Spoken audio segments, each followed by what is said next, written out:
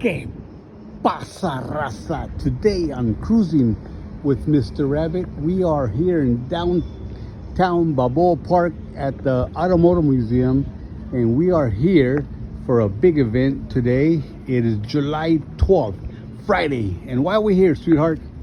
We are going to hear Dr. Sandoval. She's a curator for today's speech about the Lowrider intercessions. So I'm curious about what she's going to say. All right, so we're here. It's going to be a great event. We're the first ones in line. They said they were going to open up in about 10-15 minutes, so we're excited to hear something new, learn something new, and always great to hear history, of course, of lowriding. So here we go, raza. So we're getting ready to sit down and relax. We got some people already here. So let's see. Talk to Denise Sandoval real quick.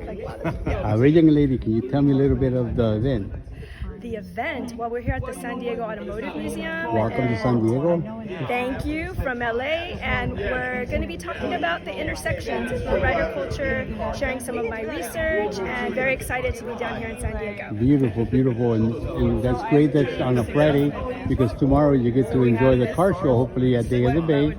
So, you know, it's going to be a great event. Great event. I already stopped at my friend Bobby Tribal's shop. Awesome. Coming in. Beautiful. And excited to be. And you told me there are going to be some surprise guests from LA. I won't tell you. Oh yes, a lot of people. Right. Awesome. Okay, we're excited to hear what you have to say. Awesome. Right underneath the fan. She is a professor of Chicano Studies at CSUN, and we actually worked together when I was at Peterson on a really awesome lowrider exhibit, and she just did the newer lowrider exhibit at the Peterson right now. So if you haven't seen that, it's really cool. Yeah. So without further ado, this is Denise. She has a wonderful presentation for us today.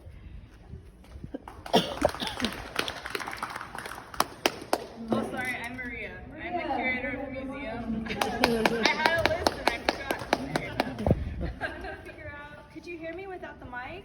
Good, or do you prefer the mic? Is there a big difference? A little bit, slight, right? Okay, I'll keep it up.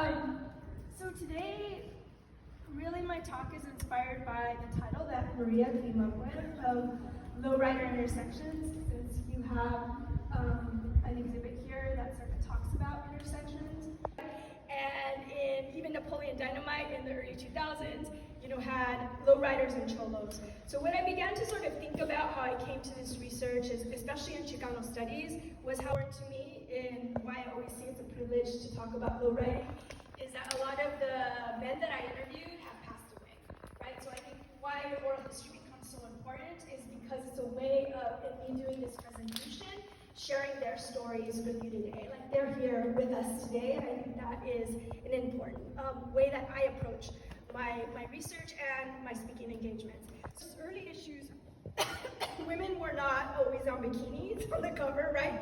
But you would have cars, women fully clothed, right? But I just love, I always talk about how the early issues were very rascuache, right? Which is an aesthetic style of you're making do with what you have. So things were hand-drawn, right? What does it mean to be Japanese, to be in Japan, rocking the Mexican flag or La Virgen de Guadalupe? What does that mean? Do you know the history? Do you know that? But then soon after, we were talking about they have their own magazines.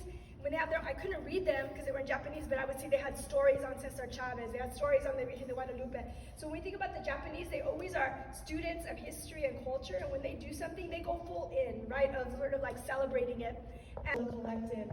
And that cars become expressions of community, enabling space, and a place in the boulevards of the past, present, and future. So, that's kind of the way of the importance of this culture for me as a cultural historian. But I really wanted to end with the more personal side, just like with the Kita quote of what lowriding means to people who are part of the culture. And Fernando, who passed away, he said, if God gives me another 40 or 50 years, I will still be doing the same thing. Lowriding is something that my family will carry on, right? So that the family tradition, what that means, on the personal, individual level. And I remember, again, talking about Albert de Alba, I was asking him once, early on, how long do you see yourself lowriding? line, and he said, forever, bury me in mine. And you literally have that image, right, of like when somebody gets married, just like the Egyptians, right, would bury everything you needed in the next life, dropping down his favorite lowrider, probably El Rey, right? And because we know in the next line, right, Albert's going to be cruising bajito y suavecito on the boulevard. That's right. That's all I have, folks.